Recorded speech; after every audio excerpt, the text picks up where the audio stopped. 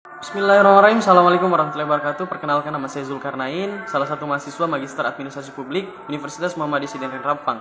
Baiklah, dalam video kali ini merupakan representatif daripada materi yang diberikan oleh Pak Prof. Jamaluddin selaku Rektor Universitas Muhammadiyah Sidrap Rampang.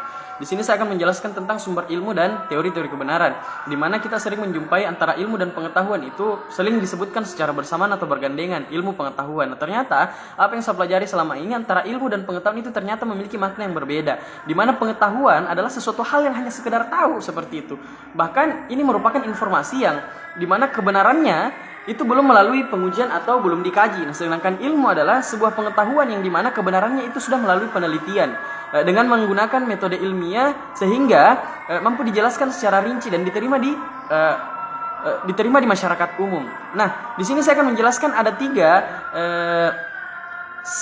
penyangga eksistensi tentang keberadaan ilmu. Yang pertama adalah ontologis. Di sini ontologis itu berbicara tentang keberadaan sesuatu yang bersifat konkret dan kritis, di mana yang sering dipertanyakan adalah apakah pengetahuan tersebut sifatnya materi atau non materi. Dan pertanyaan-pertanyaan yang sering muncul dalam ontologis yaitu apa objek yang ditelaah atau bagaimana wujud hakikat daripada objek tersebut.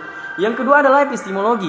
Epistemologi di sini berbicara tentang pengetahuan yang secara sistematis, di mana inilah pengetahuan alat untuk mendapatkan sebuah pengetahuan, sumber pengetahuan, asal muasal pengetahuan, metode dan cara memperoleh pengetahuan, bahkan validitas tentang kebenaran pengetahuan itu menggunakan epistemologi. Yang ketiga adalah aksiologi, di mana aksiologi membahas tentang nilai-nilai atau kegunaan sesuatu itu sendiri. Nah, untuk menemukan sebuah kebenaran tentunya kita memerlukan beberapa teori, sehingga ini mampu menjadi tools atau alat untuk mengukur tentang kebenaran sesuatu itu.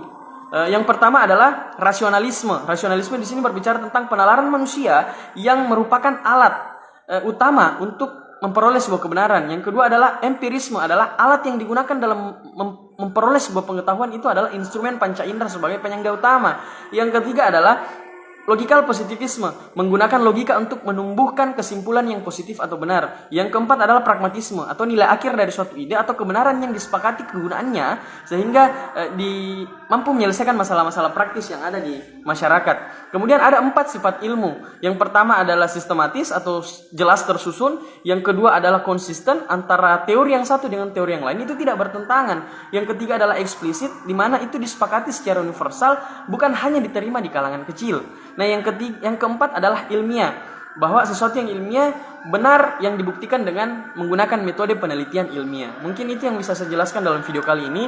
Semoga bermanfaat. Kita terbatas oleh waktu. Saya akhiri dengan ucapan billahi taufiq wal hidayah. Assalamualaikum warahmatullahi wabarakatuh.